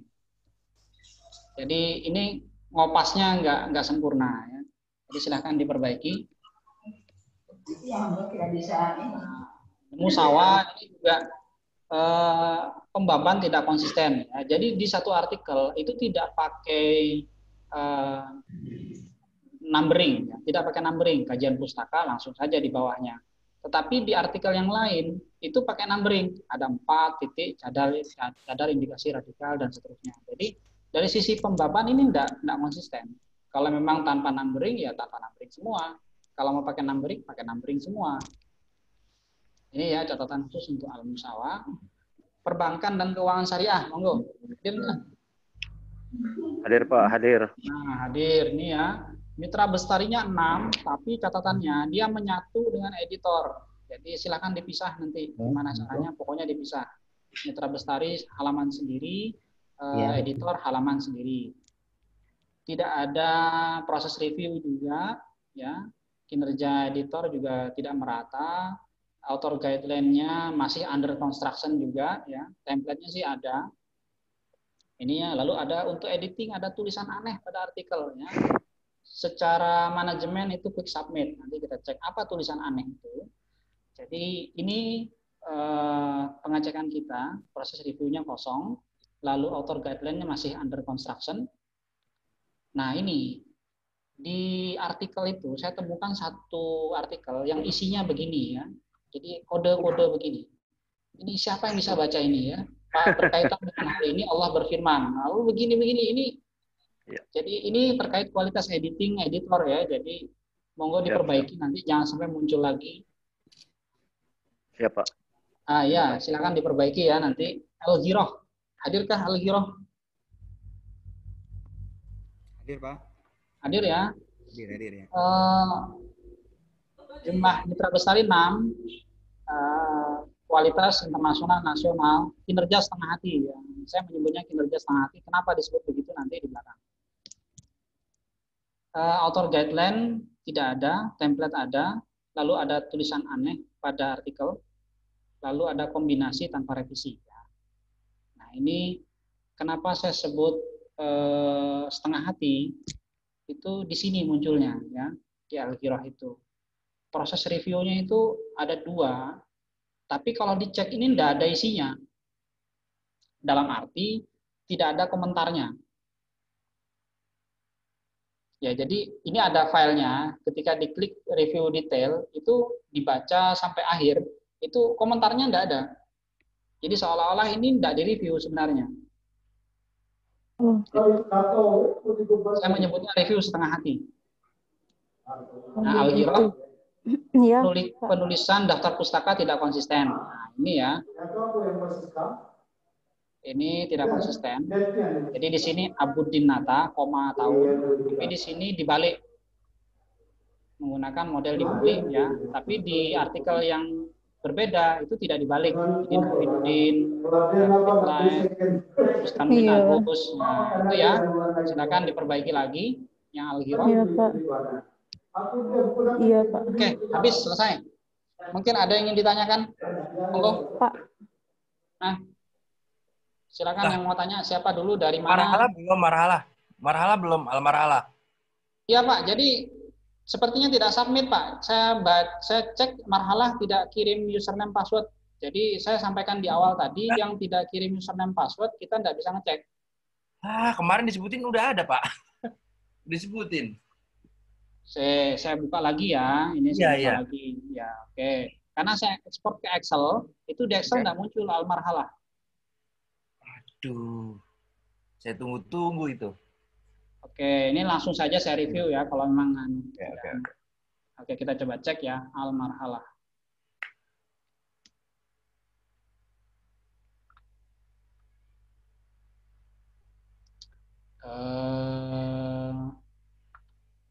Saya share screen dulu, al-marhalah.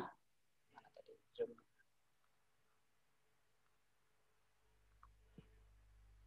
Oke. Ini al-marhalah ya. Iya. Jadi yang kita cek bawahnya begini ya. Yuk. Author guideline, lalu kemudian template, lalu mitra bestari, editorial board, peer reviewer. Jadi ngeceknya sederhana sebenarnya. Kita ngecek di sini. Oke. Dibaca gini. Ini kan pakai Chicago manual style ya. Oke. Kita cek sekarang di template-nya. Template. Nah, yang begini kan kelihatan nih Pak, abstrak mereka ini dulu sebenarnya. Jadi silakan diperbaiki lagi template-nya. Oke, template-nya kan pakai numbering dan sub numbering ya. Oke, iya. Kesimpulan. Nah, Oke, gini ya. Sekarang kita buka artikelnya. Ini untuk mengecek konsistensi ya. Iya. Nah, refleksi, kita buka 2. Kita cek pertama dari sininya dulu. Ini sudah sesuai dengan author guideline enggak? Tapi kelihatannya enggak sesuai, Pak. Karena di sini pakai begini. Di bawahnya sendiri sudah beda lagi nih. Iya. Nah, itu udah konsisten. Di sini kemudian berubah lagi jadi seperti yang di atas pertama. Tapi yang di sini beda. Itu sudah inkonsisten sudah ya. Itu sudah kelihatan. Dari situ saja kelihatan. Iya. Kita coba lagi yang ini. Oke, ini lumayan konsisten. Tapi apakah betul begini sebenarnya? Kita cek di tadi author guideline. Nah, nggak begitu Pak ternyata penulisannya. Jadi di author guideline contoh penulisan daftar pustaka. Ini Alam, Anto, tidak ada dalam kurungnya langsung titik. Nah, jadi nanti ya begitu Pak. Jadi harus komprehensif memang berpikirnya. Kita harus berpikir dari A sampai Z memang menjadi editor itu. Jadi kita harus konsisten dengan apa yang kita tulis di author guideline dan kita harus taati itu pada saat kita mempublish. Untuk editorial team, oke, sudah cukup ini orangnya ya. Sudah lebih dari 5 kan. Untuk reviewernya, oke, sudah banyak ini. Tinggal ini ngecek di dalam, ada nggak prosesnya kan gitu sebenarnya. Iya. Nah, ada nggak proses reviewnya? Kalau kemudian ada proses reviewnya, apakah reviewernya itu kemudian berkomentar secara baik ya, artinya berkomentar terkait dengan substansi, itu aja sebenarnya. Jadi sebenarnya yang diharapkan itu adalah reviewer yang mau berkomentar secara lengkap terkait substansi. Umpamanya dia mengomentari begini, harusnya artikel ini itu didukung oleh teori A, lalu kemudian B. Sementara di artikel ini yang disebutkan malah teori yang tidak terkait dengan itu. Jadi mengarah ke substansi Pak komentarnya. Oke, itu ya. Iya Pak. Oke, clear ya. Ini Ya. untuk marhalah, silakan mulai diperbaiki lagi nanti untuk konsistensi penulisan. Ya. Kalau artikel coba kita cek ya. Tadi kan ada 2 artikel yang coba kita cek.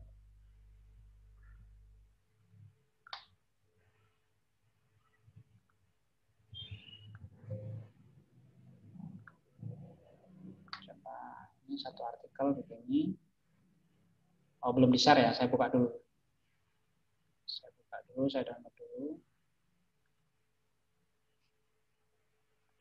Termasuk jumlah referensi, Pak. Jadi kalau jumlah referensi itu di author guideline kita menyebut berapa jumlah yang minimalnya, maka kemudian seluruh artikel ya harus segitu jumlah minimalnya.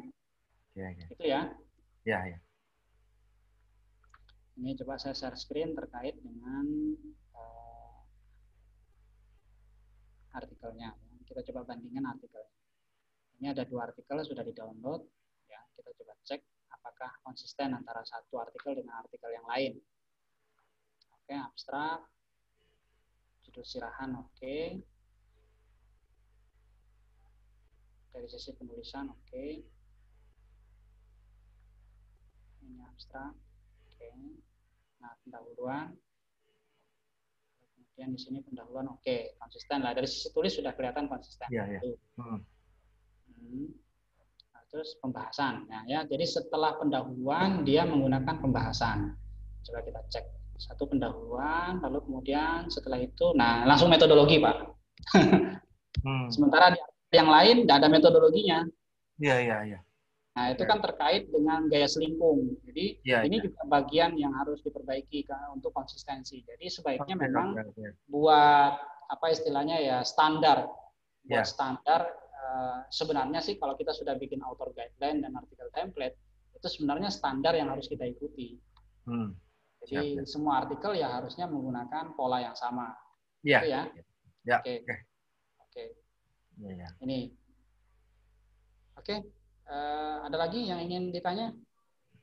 Saya, Pak. Ya, monggo. Saya dari El Giro, Pak, jurnal El Giro. El Giro. Oh iya, oke, El Giro. Tadi ada yang ditampilkan hasilnya tadi itu bahwa hasilnya yang setengah hati tadi, Pak ya. Nah, untuk yang dari hasil reviewer itu sendiri, Pak, beliau mengirimkannya tuh lewat WA gitu, Pak. Jadi kita nggak bisa masuk gitu. Jadi saya nggak tahu lagi menyelesaikannya gimana lagi setelah ini gitu. Karena hasilnya ada ini di... Bu. Ibu kan pakai OJS 3 toh? Iya.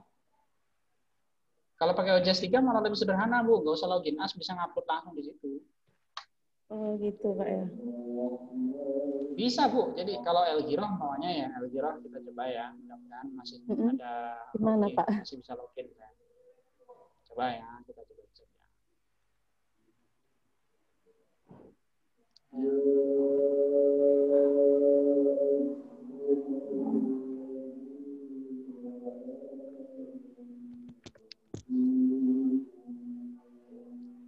Saya screen dulu.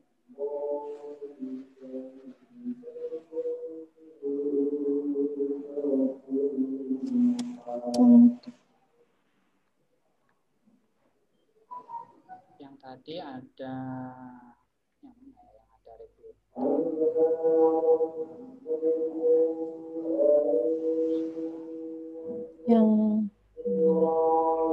Karena ada beberapa yang tidak ada reviewernya.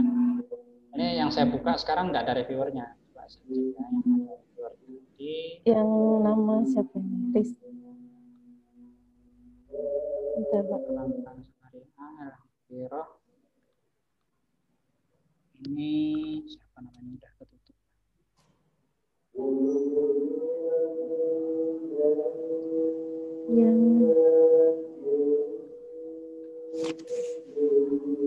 Oh ini ketemu demokrasi, ya, demokrasi Islam pandangan Muhammad Nasir.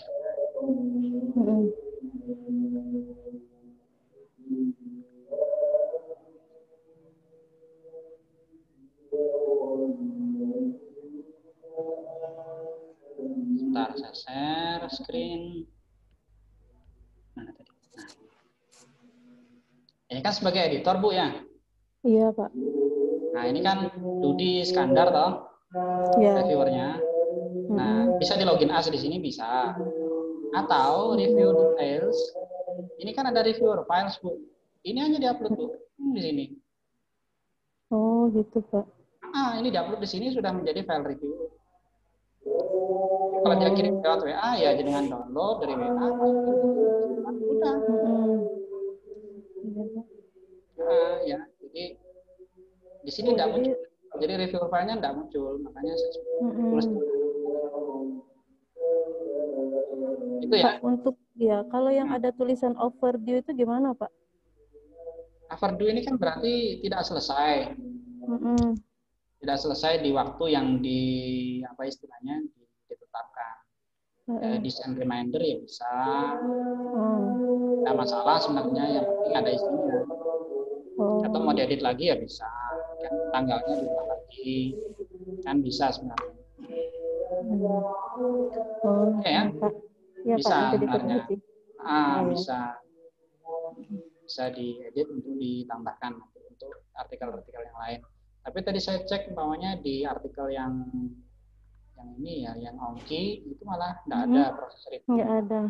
Ya. Ini Pak, saya ada kesalahan juga waktu itu Pak. Kenapa? Loginnya itu bukan atas nama saya, jadi ada yang di adminnya gitu Pak. Nah, ini Gimana malah itu Pak? partisipannya masih kosong.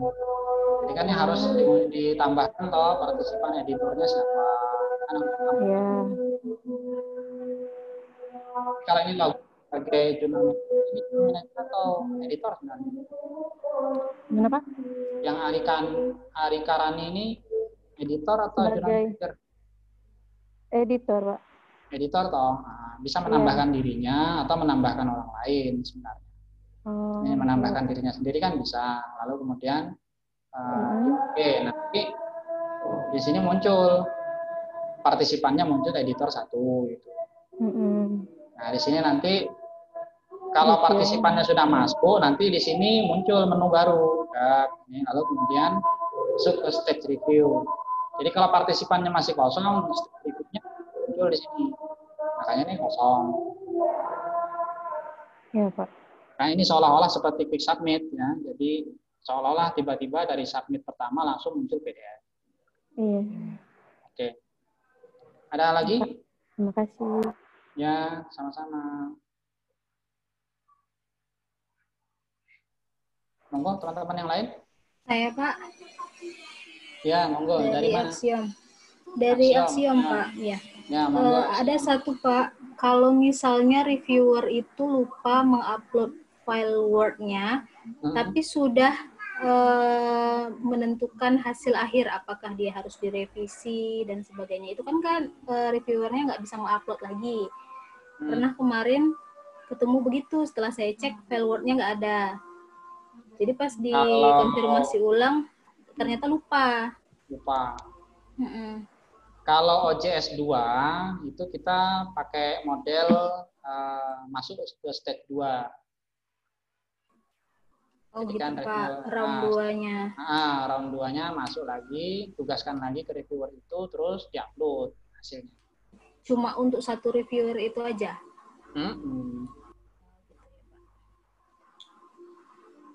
Kalau memang dia lupa, itu loh ya. Iya, masuk aja ke stage 2, nanti lalu kemudian dia diupload yang tadi terlupa. Iya Pak. Oke. Kemudian gini, sebenarnya Axiom itu kan mengajukan akreditasi itu dari tahun 2018, itu yang volume 7 Pak. Cuma saya kan memegang baru dari volume 8 yang edisi 2, baru diperbaiki. Jadi sebelum-sebelumnya itu masih quick submit semua. Nah, quick submit itu template-nya sebenarnya berbeda dengan template yang terbaru, karena kemarin kan juga dapat pelatihan pada saat baru jadi staff jurnal, diperbaiki, dan itu sudah dimasukkan juga ke jurnal history bahwa ada perubahan. Nah, apakah yang lama, template lama itu perlu dicantumkan juga di web atau tidak, Pak? Iya, kalau sudah lewat dan tidak dipakai lagi kan tidak mungkin digunakan orang lagi, Pak. Ya tidak usah dimunculin lagi. Oh iya Pak, ya. Nah, karena kan yang dimunculkan di web itu hanya yang memang dibutuhkan untuk sekarang running. Yang sekarang dibutuhkan untuk proses pengelolaan pada saat ini. Iya, baik Pak. Oke. Terima kasih Pak. Oke. Ada lagi, ini saya mau share materi. Tadi ditanya tuh, ada yang minta materi sama materi yang sebelumnya juga.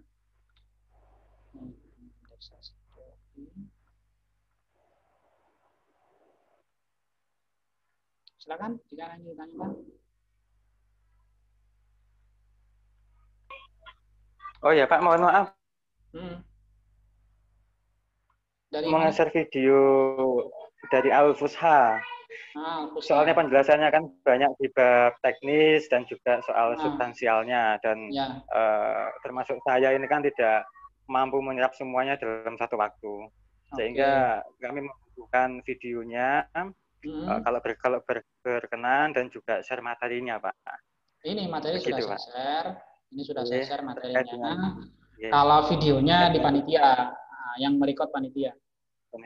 Silakan nanti dari subdit yang kalau mau nge-share, share secara tertutup di YouTube atau gimana, monggo, itu teknis dari panitia. Oke, Pak, terima kasih, Pak. Oke. Silakan, ada lagi? Biar kita clear terkait manajemen penerbitan ini.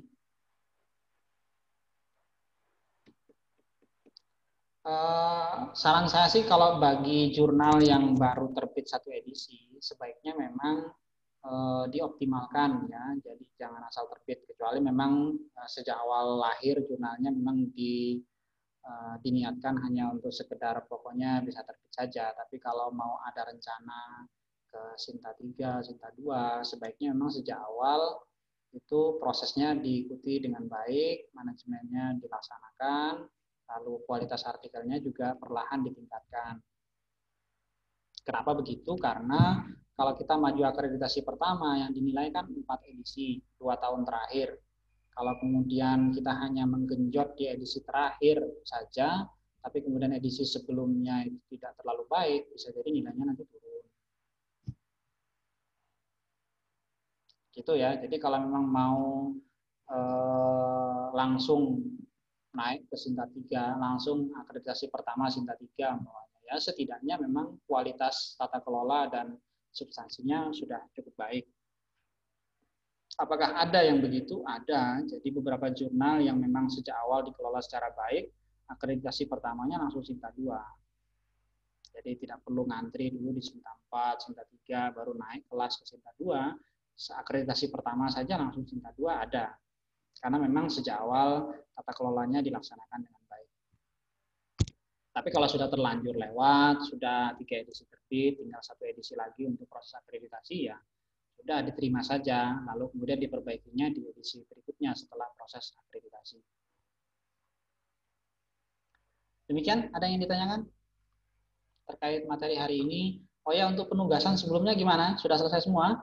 Membuat halaman indeks? Saya cek Algiroh ada nggak? Sudah Pak, Aksiom sudah. Aksiom, Algiroh, indexing juga sudah oke.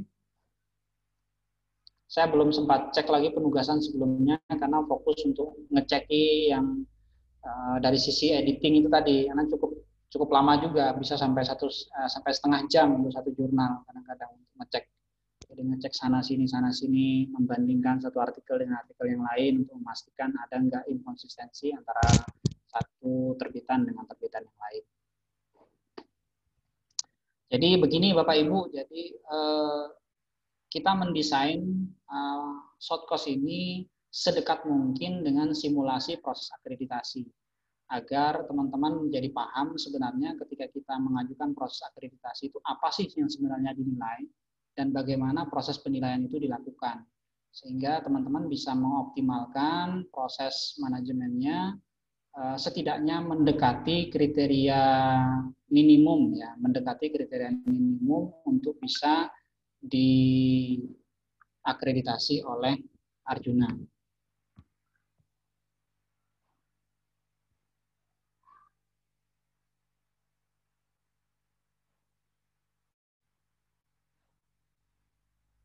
Oke, silakan.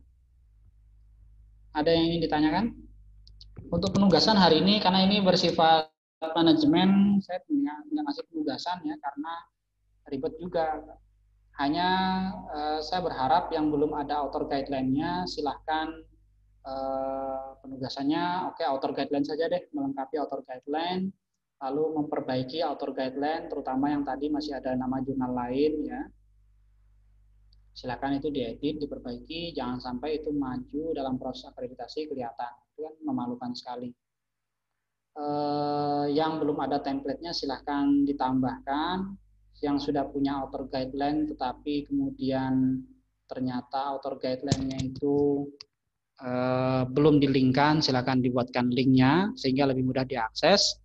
Lalu tadi ada satu jurnal yang editorial timnya masih bercampur dengan rule yang lain, silahkan diperbaiki. Itu perbaikinya di bagian masthead, jadi masuk ini kan OJS 2 atau buat akses saja masthead, lalu kemudian di set dengan benar di pengaturan mastheadnya. Silakan, saya tunggu jika ada yang ingin ditanyakan. Ada Pak, satu lagi Pak. Ya, monggo. Nah, jadi kemarin coba-coba di dimensions itu Pak, ya, aksiom dicari namanya di kolom search itu, cuma di source title itu nggak ketemu aksiomnya. Setelah saya lihat ternyata kalau misalnya diklik satu artikel yang dari aksiom, ternyata tulisan untuk jurnal aksiom itu nggak ada linknya. Nah, jadi gimana itu nanti apanya Pak? Alternatif penyelesaiannya, apakah boleh pakai link yang hanya kita search aksiom atau judul? Ya, boleh pakai itu sebenarnya. Oh gitu aja. Tapi bercampur pada saat di search itu bercampur semua Pak. Ada yang jurnal matematika dari mana? Ya.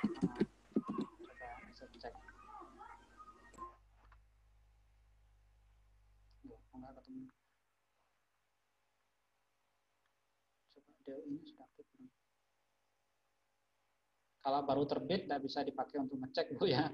Jadi karena memang belum ditarik mungkin. Jadi harus terbitan yang agak lama. Pokoknya yang sudah setengah tahun yang lalu atau sudah setahun yang lalu itu baru bisa kita cari di dimension.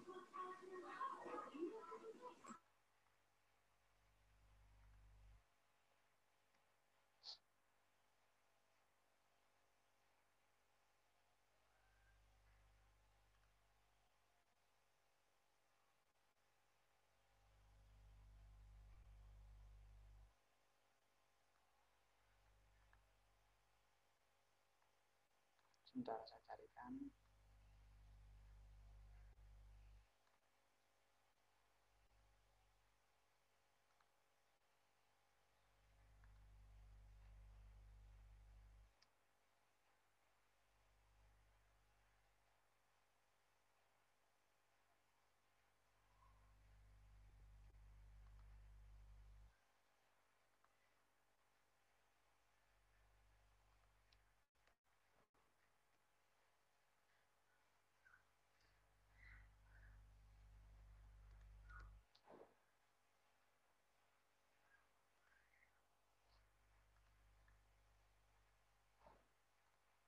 Tidak keluar ya. Aksiom. Ini tidak keluar. Jadi aksiomnya tidak keluar. Iya Pak. Nah, jadi apakah boleh link yang ini aja ditampilkan Pak kalau misalnya? Coba carinya pakai ISSN-nya. Ada ISSN-nya tuh. Ada home-nya. ISSN.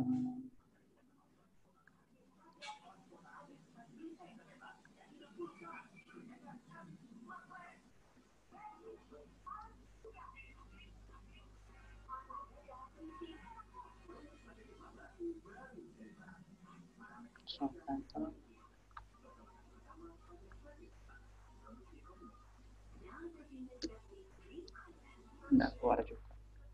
Iya Pak. Pakai yang tadi saja mungkin bisa ya. Jadi nanti bisa kelihatan kan, bisa diverifikasi bahwa memang ada jurnal itu. Ya. Aksiom, jurnal kan. Atau menggunakan grafiknya dipakai sendiri atau bareng-bareng? Bareng-bareng itu Pak. Bareng-bareng.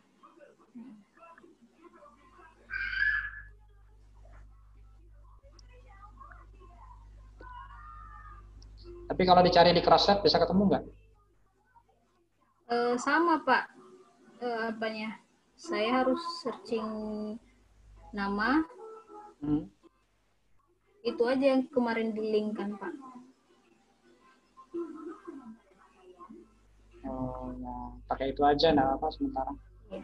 Karena memang yang bermasalah bisa jadi dalam proses ininya ya, proses ekspor data ketika ini submitnya pakai apa ke Crossref? XML Pak. XML ya. Iya. Coba nanti sambil dicek. Operatornya. Sambil dicek di XML-nya itu ada sesuatu kah terkait dengan XML-nya. Umpamanya, saya sih belum pernah ya langsung baca XML itu karena mumet juga baca XML itu. Iya. Coba pakai ini keluar nggak versi. Jadi kalau diklik gitu apanya Pak, artikelnya, judul artikelnya, link untuk nanti kan muncul Pak, link untuk aksiomnya nggak biru ya, gitu. Nggak hidup. Kan ya. Kalau ya.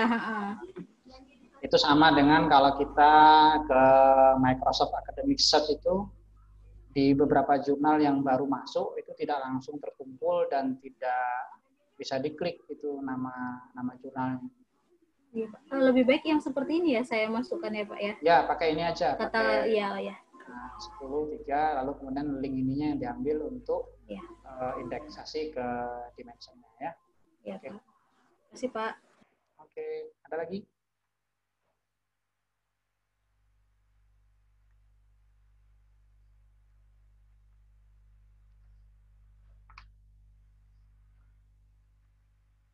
Sudah cukup ya?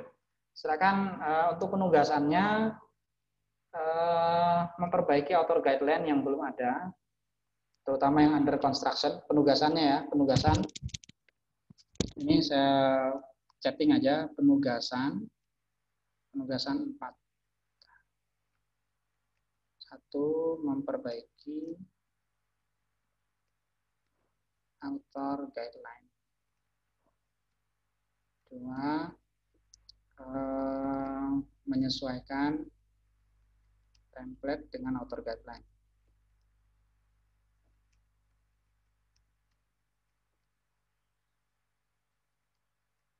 Lalu yang ketiga, memperbaiki struktur editorial team. Terutama yang tadi itu, yang editorial teamnya banyak sekali ya, jadi bercampur dengan reviewer, bercampur dengan jurnal manager, itu tolong diperbaiki. Mitra Bestari yang masih bercampur dengan editorial team silakan dipisah menjadi page sendiri ya. Itu yang bisa saya sampaikan. Kalau tidak ada yang ingin ditanyakan oleh rekan-rekan pada kesempatan kali ini, akan saya serahkan kembali kepada host pada siang hari ini. Sementara saya serahkan kembali ke Mbak Hesti. Monggo Mbak Hesti.